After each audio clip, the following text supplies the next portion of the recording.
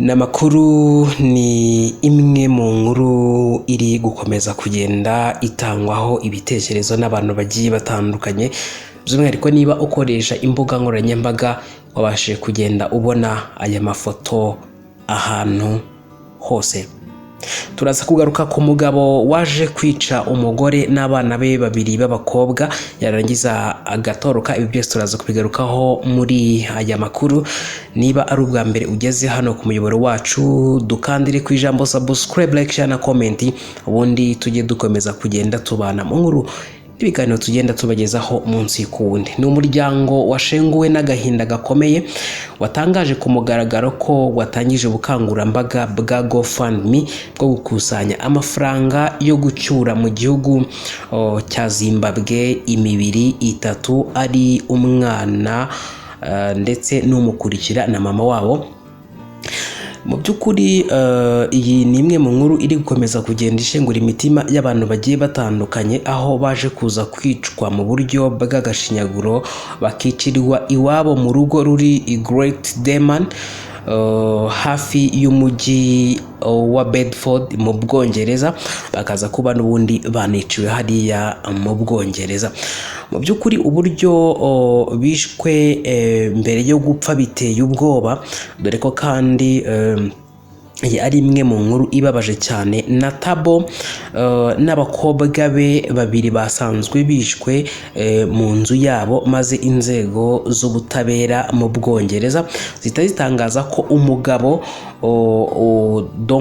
w'uyu mugore ari we wagize gutya yica abana be babiri ndetse n'umugore, arangije ahita atoroka, nk'uko igipolisi cyahariya mu Bwongereza kibivuga ko Cuma yahise n'ubundi ahunga icyo gihugu cy'Ubwongereza mbere y'uko n'ubundi hatahurwa uyu murambo w'umugore we ndetse n'abana be babiri. Icyakora nago inzego z'umutekano zatinze, bahise bashaka buryo ki bashakisha uyu mugabo ku rwego mpuzamahanga. Ubwo bajya kuri Interpol bagatanga ikirego, bakavuga ko umuntu wahungiyeho hari ibyaha runaka akurikiranwa. Ibyo murabizi. Hanyuma rero ibi byaje guhita bikorwa ku wa 10 Nyakanga 2026. Cuma yafatiwe i Johannesburg mu gihugu n'ubundi cya Afurika y'Epfo, aho ari no kuburana kutajyanwa mu Bwongereza, aho yiciye uyu mugore n'abana be babiri, nk'uko muri kubona kuri screen zanyu. Aho ngaho yari ari kuburanishwa, ariko we adashaka kuba yataha mu Bwongereza aho yakoreye iki cyaha, kugira ngo n'ubundi aze kuza kuba yakiryozwa. Hanyuma nyuma y'uko ibi byaha n'ubundi abikurikiranyweho, hari ngo ibyaha bitatu akurikiranyweho by'ubwicanyi, dore ko urubanza rwe rwo kumwohereza muri icyo gihugu cyo mu Bwongereza rwari rwimuriwe kuri tariki ya 27 Kanama 2026, mu gihe iby'amategeko n'ubundi bikomeza kugenda bikurikiranwa mu bihugu bigiye bitandukanye. Nyamara kandi nubwo amategeko y'ubutabera mpuzamahanga bagenda buhoro buhoro, uyu muryango uvuga ko mu by'ukuri wasigaranye umutwaro uremereye wo kuba nta mafaranga bafite yo kuba bacyura iyo mibiri ikava hariya mu gihugu cy'Ubwongereza igasubira muri Zimbabwe iwabo, akaba n'ubundi ariho ijyanwa gushyingurwa mu cyubahiro, dore ko nyine bo bavuga ko nta mafaranga bafite yo kuba bavana imirambo yabo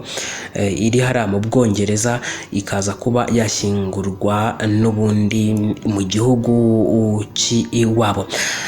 Mu by'ukuri basoza bavuga ko nta muryango n'umwe ukwiye kunyurwa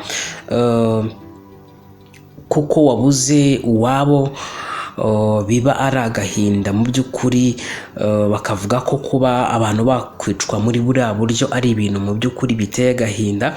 Rero bagasaba n'abagira neza, inshuti, abavandimwe, ababishoboye kuba n'ubundi babafasha bakabatera inkunga kugira ngo n'ubundi babone amafaranga yo kuza kuba n'ubundi bacyura imibiri y'aba abantu bakajya gushyingurwa n'ubundi muri Zimbabwe.